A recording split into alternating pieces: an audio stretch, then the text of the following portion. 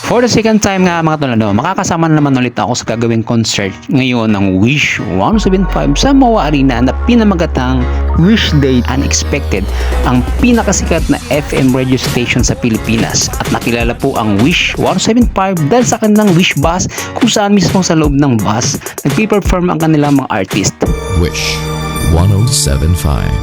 Bakit hindi mo maramdaman?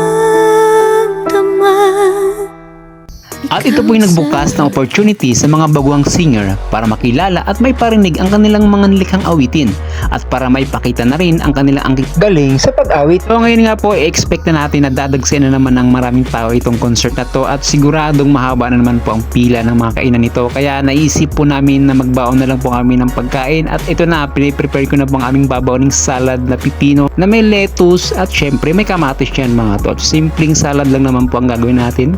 Ang pinaka-dressing niya, maglalagay na lang tayo ng plain mayonnaise. Yan, all goods na po yan mga tol, no? Dahil hindi naman po kalayuan ang venue ng concert mula po sa Cavite. Kaya 3 PM na po kami umalis. Tamang-tama 4 PM nandun na kami. Unexpectedly, na-traffic po kami mga tol. Kaya yon, hindi na po kami nakapamasyal. Naghanap na lang po kami ng lugar na makakainan dahil alanganin na po ang oras. Magbibigay na po ng ticket. Magsalita na kayo. Ano yung paborito ng performance ng Wish 175? Popcorn! Ha? Popcorn! Performer, ano ka ba? Popcorn. Si Julie Ann. Oh, wow! Si Julia. Masarap yung pipit. Hi guys! Okay na. Yun, oh, grabe ba?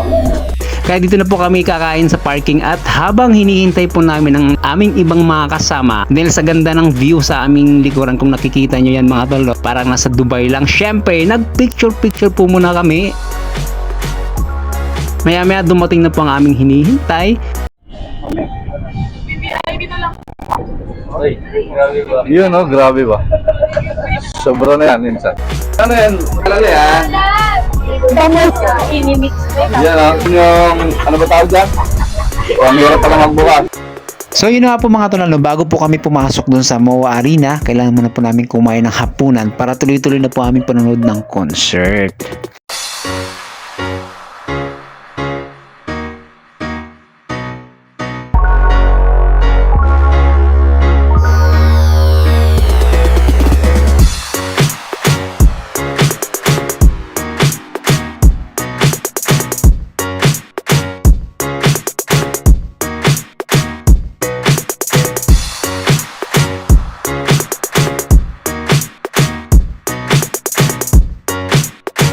Pagkatapos na po namin kumain mga tol, naglalakad na nga po kami papuntang MOA Arena at may nakita po kaming nagbi-video taking. Uy, sisak! Ano yung sisak, oh? Sama ba kami dyan? At ito na nga, na-feature po ang grupo namin sa Radio Libertad 350.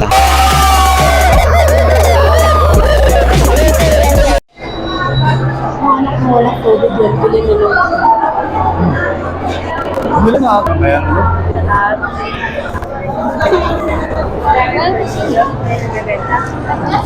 Mga tolo, no, bumili kami ng popcorn para pampagising mamaya. Anong flavor niyan? Cheese? Ano to?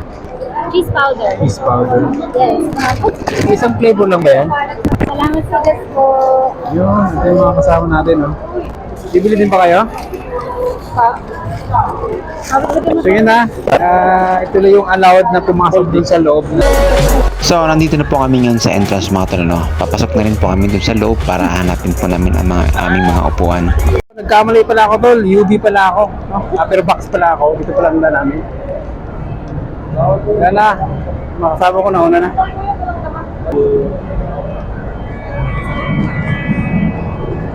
Pwede po abati lang po, ayabot ko lang po yung ticket. Naiwan po muna yung kasama.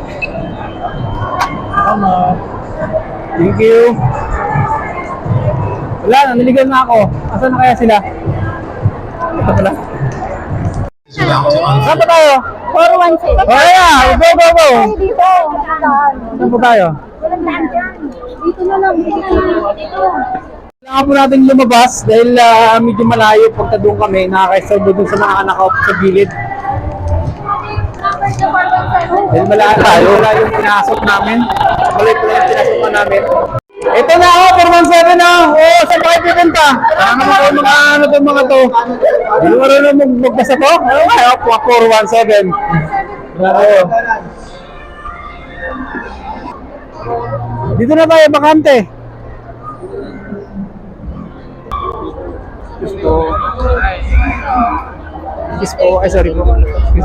Excuses. Oh, okay na to? Hanggang dito na lang po muna aking vlog mga tol. Huwag po kalimutang i-like, i-share at i-follow aking Facebook page. Kita-kits next vlog, God willing. Thank you for watching.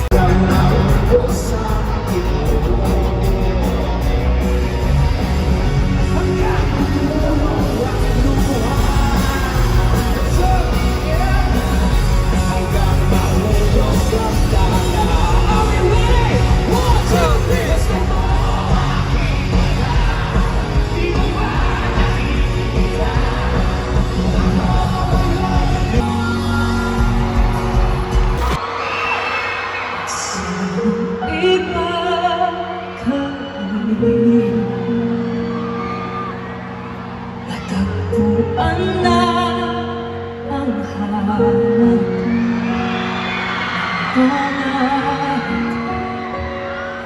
pangarap.